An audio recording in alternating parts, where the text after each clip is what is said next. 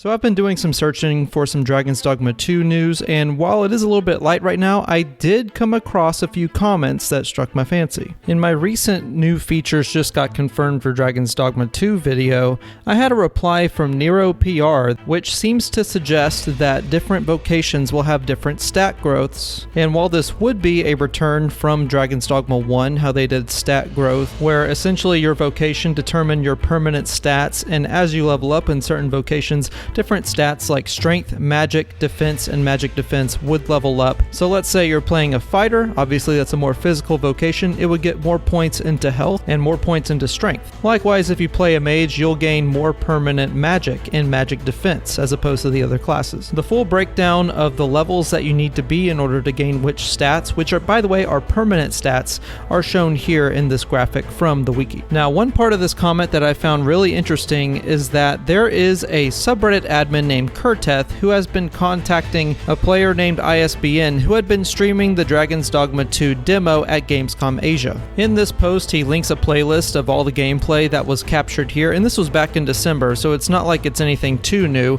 but these three images popped up that I wanted to go over. Now, the important thing to note here is that these are all on the same character. These are all ace, and they are all the same level. It's the same character swapping between different vocations all the way back from December, so this isn't really anything new, but I would bet that there's a lot of people who have never seen this before. So, like I said, it's all the same character, and they're swapping between vocations. The first image shows a thief with his HP at a base of 764 and stamina at 913. Keep that in mind for later. And if we go over to the next image, we can see that it's a sorcerer. The level's the same, everything seems to be the same, maybe the equipped armor is a little different, but if we just look at the base stats here, we have a base of 564 HP and 813 stamina. So clearly what this means is that there is a discrepancy between the health and stamina between thief and sorcerer, and this happened whenever they swapped vocations. However, that's not all though, because if we go over to this third image, which is a mage, also same level, looks like the HP is a base of 714, the stamina is what appears to be a base of 813, we must look at the stats here in the parentheses, which are the base stats. As you can see, between the two vocations, it appears that sorcerer has less strength than the mage does, with 72 compared to 88, less defense with 66 compared to 76. We can see that the sorcerer has way more magic, base magic, at 137 versus 107, has a lot more magic defense at 114 versus 104, and so on and so forth. Now, with the knowledge that this is all in the same character and they are simply swapping vocations, this means that we will be getting dynamic stat reallocation as you swap different vocations. And by the way, I should bring up that I have been paying attention to all of the different gameplay that IGN has been posting, and if we go to their 18 minutes of X vocation, we can see that when the warrior levels up to level 11, that his strength is the thing that is most increased along with his health, which is in line with what we had been seeing in demo playthrough earlier. It would also fit that stat growth would be following much the same as it would in Dragon Dogma 1. However, the next level up is something that's a bit surprising, because if we go over to the sorcerer gameplay on the level up screen, we can see that there's very little health and very little stamina, which is in line with what we expect, but the strength is the most increased out of all four stats that are displayed here, with +4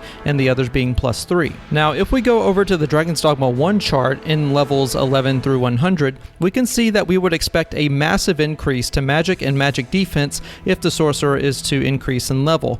But in this case, for some reason, the strength is the thing that has increased the most. Obviously, it would be covering attack in this case, which again seems to indicate that the level up system in Dragon's Dogma 2 is not at all going to be based on what Dragon's Dogma 1 was. So, going back to my point that stats seem to reallocate depending on what different vocation you swap to, let's now go over to the Capcom website and look at the wording for the Warfarer vocation. Specifically, I want to look at this last sentence. The Warfarer's lower base stats require them to utilize the situational strengths of different weapon types to be on par with other vocations with specialized strengths. Now, here's the thing about this sentence. A lot of people have been taking this to mean that it means lower stat growth because there is the assumption that stat growth will be following Dragon's Dogma 1. This is an understandable viewpoint because not a whole lot of footage has been released covering what happens whenever you swap vocations and looking at the different stats in detail. However, since we have covered that these three three images here seem to cover the same character swapping between different vocations and the different stats that it's getting whenever it does so,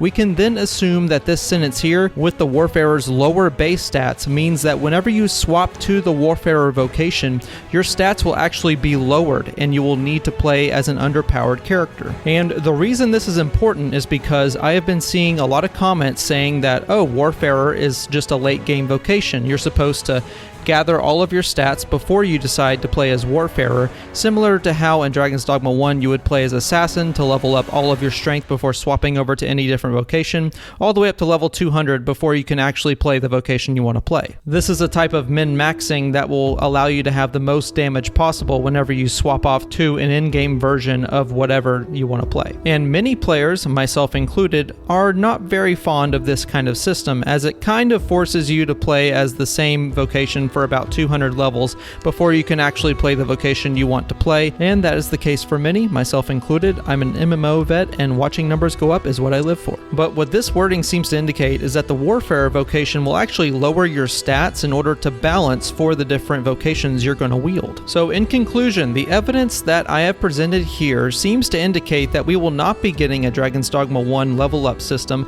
and instead we will be dynamically reallocating stats depending on what different vocation you will choose. Let's say you want to play as a warrior vocation, you're going to get more health and more strength whenever you swap over to it. Likewise, if you swap over to a sorcerer vocation, you're going to get a lot more magic and a lot more magic defense instead. And of course, similarly, if you swap over to the Warfarer vocation, all of your stats will be reduced drastically, and you will need to rely on the different situational strengths of the vocations themselves as opposed to the stats you've gained as you level up. And again, the reason this makes sense is because if you could level up all of your stats normally and then swap over to Warfarer in the end game, it would pretty much eliminate the downside for the Warfarer vocation, which is why I don't think that makes sense. Also, I know a lot of players that are efficiency minded have been complaining to Capcom and Itsuno about this particular issue, and I wouldn't put it past him to give a quality of life update in this way. So let's go over some pros and cons on what this would mean. The pros obviously is that for players that are efficiency minded or also want to play casually, you don't need to basically hammer out stats on one particular vocation in order to be the most efficient for in-game battles. And I think for the vast majority of players, I don't care what Reddit says, I don't care what Twitter says, I don't care what YouTube says,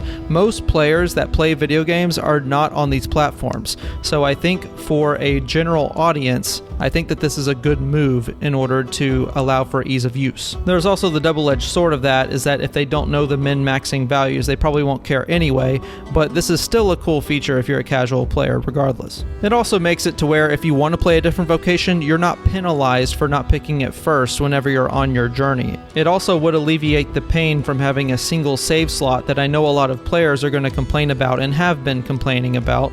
I'm not going to cover that here, but I know that it's a sour spot for a lot of players. This would alleviate the pain of that to some extent, as you can just freely swap vocations and be efficient in the same way. Likewise, it also means that when you level up your pawn, you don't actually have to pigeonhole it into a certain vocation in order to give it the best stats, which means that there's more opportunities for pawns to be hired, and that is a good thing in the long run, as you want to spread the love a little bit when it comes to pawns.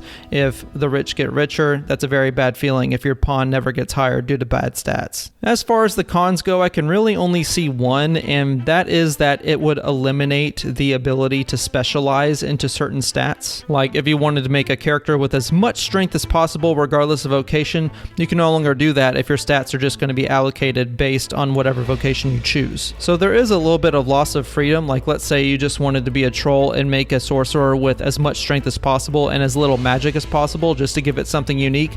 There is the aspect of that being eliminated, but overall I don't really see it as a downside to general gameplay, which is why I would be in support of this type of mechanic. So that was a very long-winded way to say that a very small portion of Dragon's Dogma 2 seems to be changed from the previous game, and stat growth seems to be headed in a good direction for a general audience. But what do you guys think? Let me know in the comments below, and thanks for all your support. I will see you guys next time.